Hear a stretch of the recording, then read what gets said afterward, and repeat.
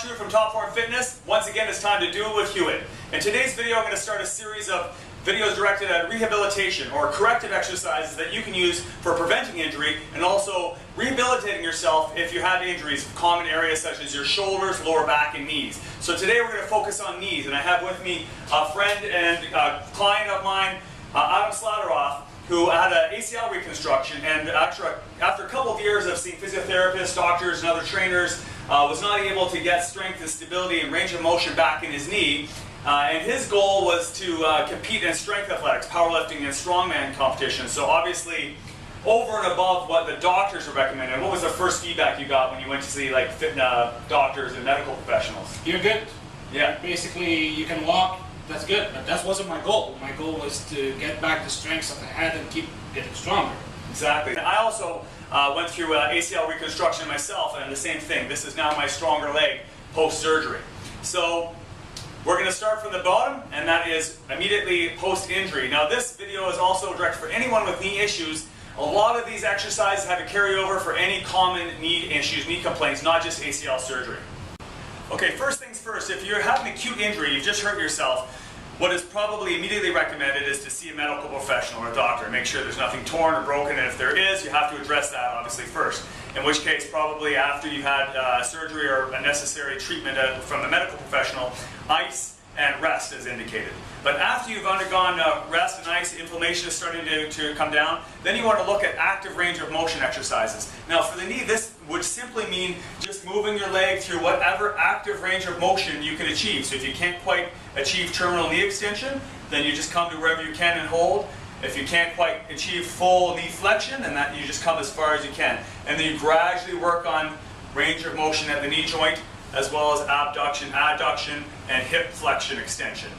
From there, you're going to look at some isometric exercises. So you've achieved a greater active range of motion. Now we want to apply a little bit of static resistance. Okay, so in this case it would be isometric exercises that engage your quadriceps, your glutes, and your hamstrings, as well as lower leg stuff. So for an example, if you wanted to engage the glute med, which is definitely necessary in helping achieve strength and stability around the knee, then you'd want to do an abduction exercise where you press out lightly against a door frame or a wall and hold for 10 seconds, engaging the hip, pressing out laterally without letting your body tilt sideways, and maintain that contraction for 10 to 15 seconds.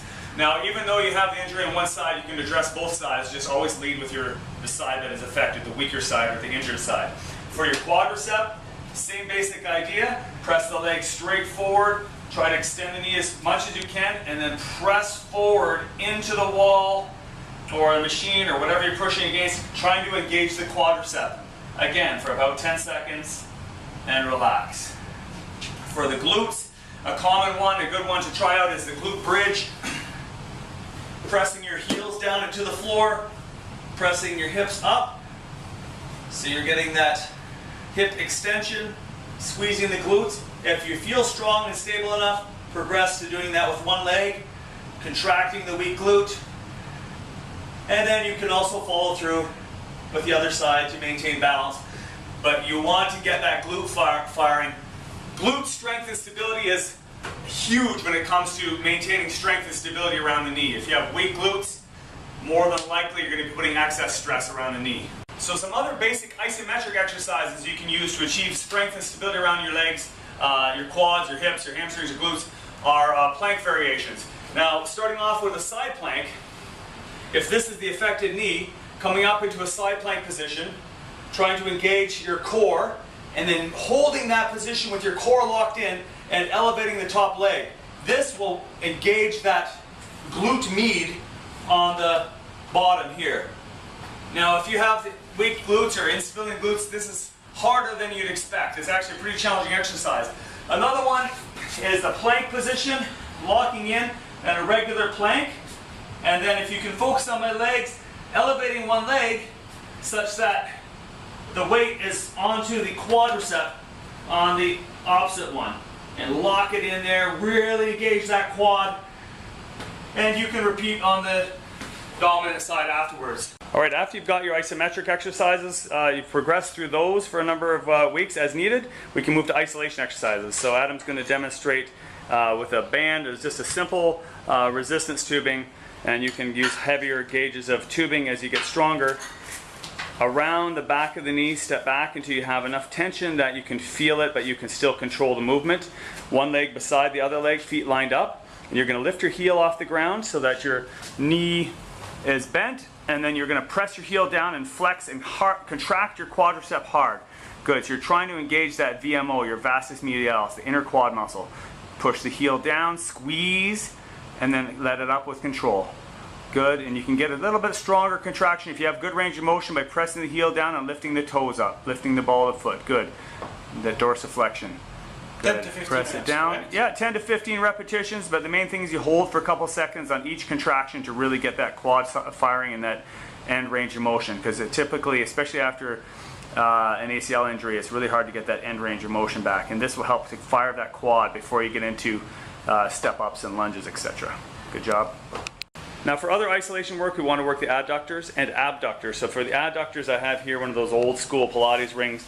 So you're going to put that between the legs, the pad below the knees. Your feet are lined up straight and even with each other. And you're going to press your knees in until they're over top of your feet. Try not to use your hands to assist. You can guide the range, let it out. Again, bring it in, hold it for a couple seconds, really feel the inner thigh working, and bring it out. Keep going. So again, at least 10 repetitions, holding, and out. Good. And if you have one of those machines at the gym where you can do the adductor machines where you're pressing your legs in, that'll work fine as well. But just make sure you hold the contraction. Good. Okay, so now we're going to do some abduction. Again, if you have a machine at the gym that does abduction, that's fine, but we're going to use some simple ankle weights here. So we're going to loop this around one leg.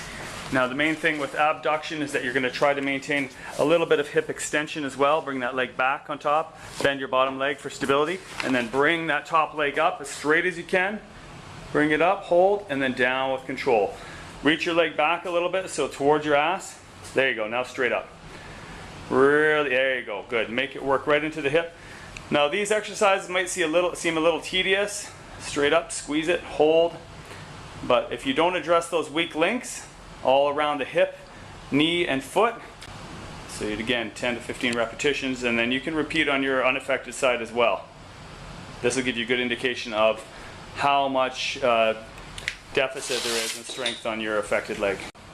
Another excellent isolation exercise which targets your hamstrings and glutes is the supine ball hamstring curl. So on this one, you can use a leg curl machine. The thing I like about this is when you lift your hips at them, lift your butt up. Good, now keep your butt up in the air. You're going to be engaging all of the posterior chain and glutes as well with this exercise, and let legs extend out all the way. Now bring the ass up. Don't let your butt touch the ground in between. If you can keep your hips off the ground, even better. Good. A little bit more range of motion. Bring it in a little further. There. And back down. So with Adam, I would recommend even working on a little bit more hip extension. Driving those. There you go. Hips up towards the ceiling. Rest your head down. Bring your hips up. That's better. Okay. Now a progression from this would be to progress to single leg, which is harder than it looks. So one leg in the air. And other leg on the ball, hips up just a little bit, and bring it down. Good.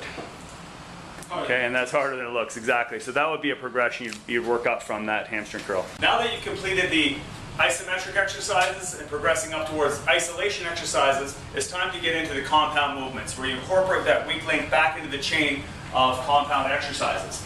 But when you start your compound exercises, start with isolateral or single leg exercises first so that you can target the weaker side initially. So if this were to be my affected leg, I would start with the affected leg and try and match the reps with my strong leg. All right? So a step up, a basic front step up would be a starting point. But you want to make sure that you're loading the leg that's on top and not bouncing off the back leg. So you notice how I'm touching very lightly, just getting the range of motion I can control. And then as I'm able, I progress the range of motion.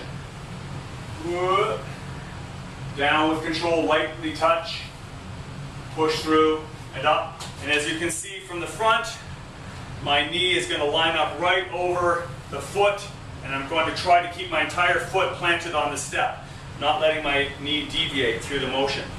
If you're comfortable with that, then you can also progress up to a side step up. Just using your heel to touch on the ground knee lined up. This prevents you from pushing off that opposite leg, and then you drive up through the affected leg with control, and then again increase range of motion as you're able.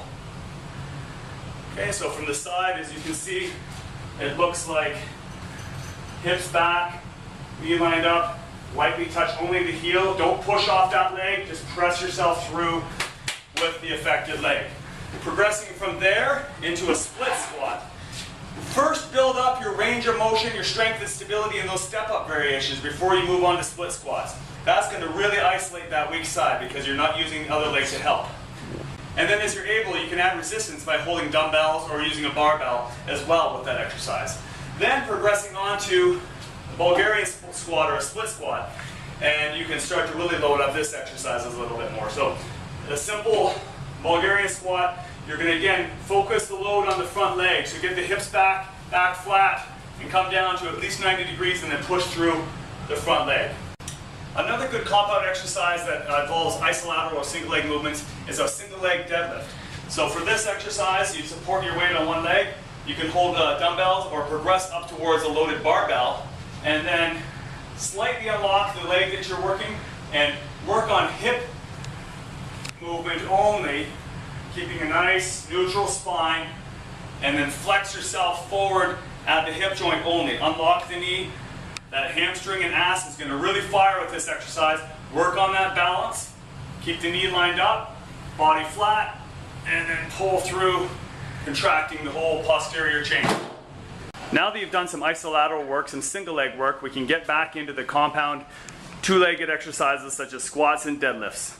So make sure the bar is centered on your back, and then when you squat, keep your entire foot planted on the floor and sit back with the hips. So it's a good cue to keep weight driving through the heels, but you don't want to let your toes lift off the ground. You want to have a tripod stance on the feet. Slow control on the way down. So you want to focus on eccentric or negative loading on all of these compound exercises initially to help build up that tendon ligament strength in the joint. Good. Now one thing you want to ensure is that while you're squatting, you're taking a relatively narrow stance or shoulder width stance, not a super wide powerlifting sumo stance squat, initially at least, so that you can build some more balance strength in the medial and lateral quads. Now as you can see here is that Adam has a band around the knee, so just to help train those knees to track over the feet and not fall in, we're going to have this band around the knee. So a little wider stance, good, and then sit back with your hips coming back behind you, knees tracking over the feet. And this band will help guide your range of motion, help your knees track properly over the feet as you squat. So you're pressing out lightly against that band. Good, getting that full range of motion on the squat. Now we move on to the deadlift, the granddaddy of all exercises. So Adam is demonstrating using straps here, not because the weight is heavy, but because I want to emphasize the importance of maintaining an overhand grip, not a mixed grip when you're first recovering from an injury, because we want to maintain balance. Balanced load on each side of the body, and you want to focus more on what's happening with the legs rather than your gripping a limiting factor. Okay, step up to the bar. Let's demonstrate a pickup. The deadlift, you want to start with as much of a neutral spine as you can initially. Nice flat back. Good. Bar stays close to the body. The bar's over top of the toes on the initial pickup. And you're pressing through the floor, engaging the glutes at the top. Nice straight finish at the top. Not leaning back, just nice and straight. Great. So if you're dealing with a knee injury, I hope that helps you with the recovery process. And remember that each of these stages that I've demonstrated here can take up to several weeks to progress to the next stage. It all depends on how your strength and stability is progressing, so use your own judgment with that before you jump into the next level of exercises.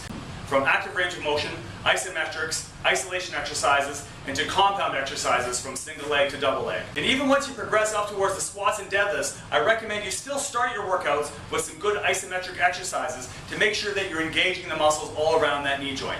Another important point I wanted to mention with any lower body injuries is that foot stability has a terrific carryover towards your knee and your hip stability. So what footwear you use and the type of exercises you do with your feet makes a big difference. So shoes that allow a lot of flexibility and range of motion is important to progress towards. And we're doing your squats and deadlifts, anything that allows you to stay close to the floor, such as just training in socks, or bare feet if you're allows. Vibram 5-finger shoes, Chuck Taylors. I'm going to attach an article down below that will list all of the exercises you can do for strengthening your feet, and it talks about the proper footwear you can use when training as well. So check that out. And until next time, stay healthy. As soon as you're fully extended, drive your knee onto the tire so it's wedged right up to your hip. And then with an explosive pull of your arms and a push with your hips and leg, pop the tire up as high as you can. Transition your hands as you flip it.